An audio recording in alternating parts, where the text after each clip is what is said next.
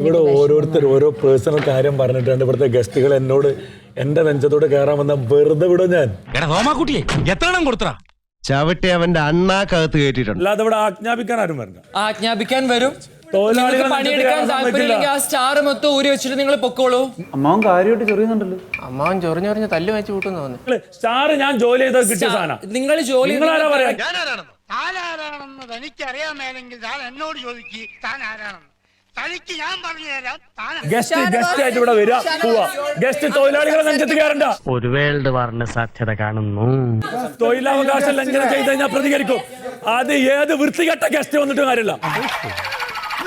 നിങ്ങൾ ഏത് കോടീശ്വരനായാലും വേണ്ടില്ല, ഏത് ധനികനായാലും വേണ്ടില്ല, പറയാനുള്ളത് പറയും. വൃത്തികേട് കോരാനാണ് നിങ്ങളെ വെച്ചേക്കുന്നത്. ആയിക്കോട്ടെ, നീ ഈ വൃത്തികേട് ഇത്രയും കാലം സഹിക്കുന്നില്ലേ? അച്ഛൻ പറഞ്ഞ ഇതോടെല്ലാം സറണ്ടർ ഞങ്ങൾ പണിക്ക് ഞങ്ങളെ ജോലി പോകും. നിങ്ങൾ എന്താ ഒരുമിച്ച് വന്നതാണോ? അല്ലല്ലോ. ആ ഞങ്ങള് സ്നേഹം തന്നെ. ഒരു പ്രശ്നം വരുമ്പോ ഞങ്ങൾ ഒറ്റക്കെട്ടായിരിക്കും. I will speak later because എനിക്ക് ഒച്ചയെടുത്ത് സംസാരിക്കാൻ താല്പര്യമില്ല. തൂത്താലും പോകാത്ത കുറെ വേസ്റ്റുകൾ. ഞാനർത്ഥം മനസ്സിലായില്ലല്ലേ? പറഞ്ഞുതരാം. ഇന്നലെ കിളിർത്ത കൂണുകളൊക്കെ വന്നാണ്ട് ഇവിടെ ശബ്ദിക്കുമ്പോ ഞങ്ങളോട് തിരിച്ചോണ്ടല്ലേ. ബ്രിട്ടീഷുകാരെ കാണിച്ച് ഗാന്ധിജിയെ പേടിപ്പിക്കല്ലേ? ഗാന്ധിജി കുറെ ബ്രിട്ടീഷുകാരെ കണ്ടതാ. തൊഴിലാളികളെ നെഞ്ചത്ത് കയറാനുള്ള എല്ലാ പണക്കവും നീ കുറെ ആൻസർ പറഞ്ഞു. ഉണ്ടല്ലാത്ത തോക്കും കൊണ്ട് ഇനി അധികം സംഭാഷണങ്ങളൊന്നും വേണ്ട. സീറോ സ്റ്റാൻഡേർഡ് ഈ ഹൗസിൽ എന്ത്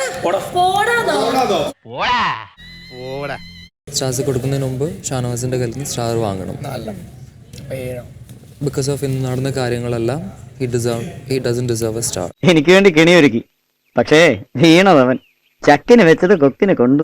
ഇവിടെ ഓരോരുത്തർ ഓരോ പേഴ്സണൽ കാര്യം പറഞ്ഞിട്ടുണ്ട്. ഇവിടുത്തെ ഗസ്റ്റുകൾ എന്നോട് എന്റെ നെഞ്ചത്തോട് കയറാൻ വന്ന വെറുതെ വിടും ഞാൻ.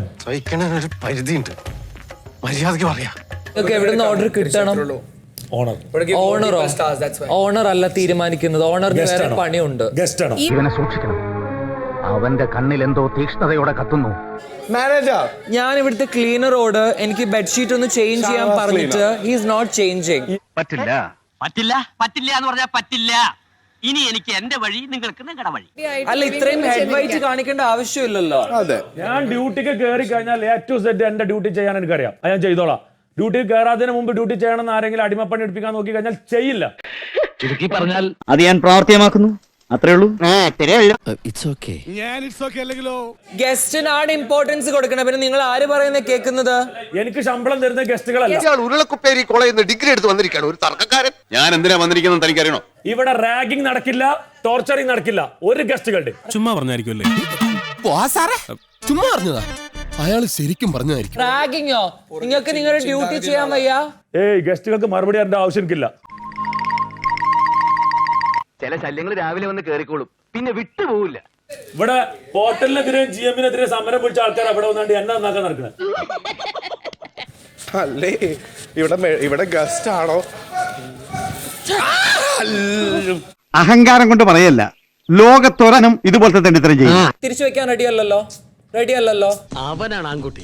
എനിക്ക് വേറെ പണിയുണ്ട്. എനിക്ക് ഇതിന്റെ ഡ്രാമ കാണേണ്ട ആവശ്യമൊന്നുമില്ല. എന്നാലും നിനക്ക് എന്റെ ബെസ്റ്റ് ഓഫ് ലക്ക്.